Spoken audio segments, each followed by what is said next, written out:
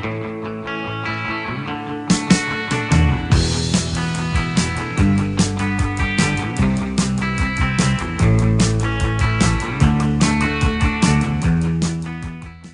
et bienvenue à tous dans ce nouveau magazine à l'assaut. Aujourd'hui, à l'occasion d'un goûter, nous retrouvons l'association Un maillot pour la vie.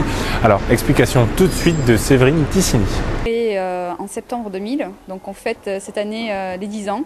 Le but de l'association, c'est d'amener des sportifs de haut niveau, rendre visite aux enfants dans les hôpitaux et dans les centres comme aujourd'hui à Paul Dautin.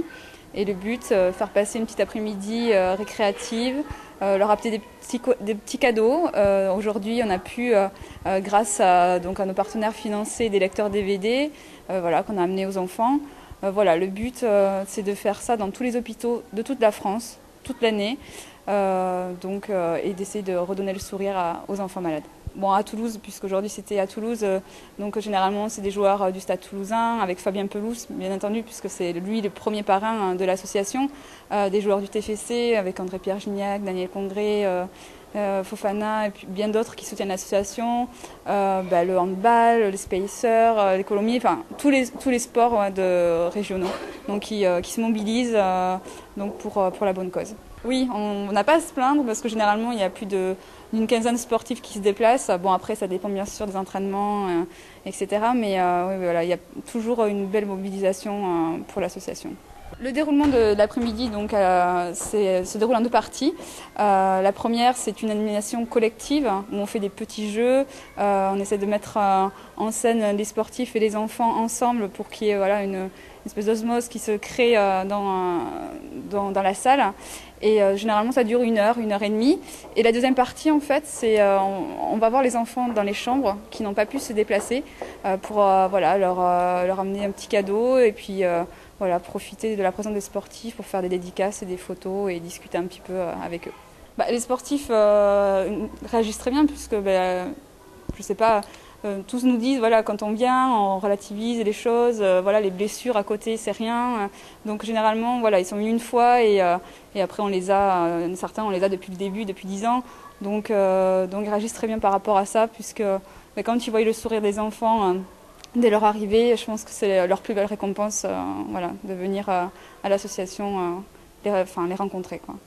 Vous pouvez voir aujourd'hui, les enfants, ils marquent leur affection d'un sportif, d'un club, en leur faisant des dessins, en leur faisant des petits cadeaux aussi à leur manière. Pour eux, c'est toujours un plaisir, vu qu'ils ne peuvent pas se déplacer, de voir le sportif venir prendre du temps pour venir les voir, puisque malheureusement, certains ne peuvent pas aller les voir sur les terrains sportifs. Généralement, pour eux, c'est une belle après-midi et généralement, on essaye après de garder contact avec ces enfants pour, dès qu'ils vont mieux, dès qu'ils peuvent sortir, essayer de faire rencontrer les sportifs qu'ils ont vus à l'hôpital dans un autre contexte. Donc c'est aussi le but de l'association. Donc il y a Michael Andro qui est maintenant à Lille. Là c'est pour parler de foot. On a Teddy Riner qui nous suit aussi. On a appris... on va dire que dans toutes les disciplines, on a au moins un sportif. Donc ce serait difficile d'en citer un plus que l'autre. Mais dans toutes les villes en fait, de France, on a un représentant, au moins un qui nous suit et qui répond présent pour venir à l'hôpital. En fait, c'est toutes les semaines. Là, demain, on sera à Tarbes, la semaine prochaine à Amiens, à Rouen. En moyenne, c'est plus de 35 goûters par an. Et autour de ça, les week-ends, on est sur les terrains de sport pour amener des enfants à des manifestations, leur faire donner le coup d'envoi, des choses sportives, on va dire. Oui, il y a des animations différentes pour récolter des fonds aussi.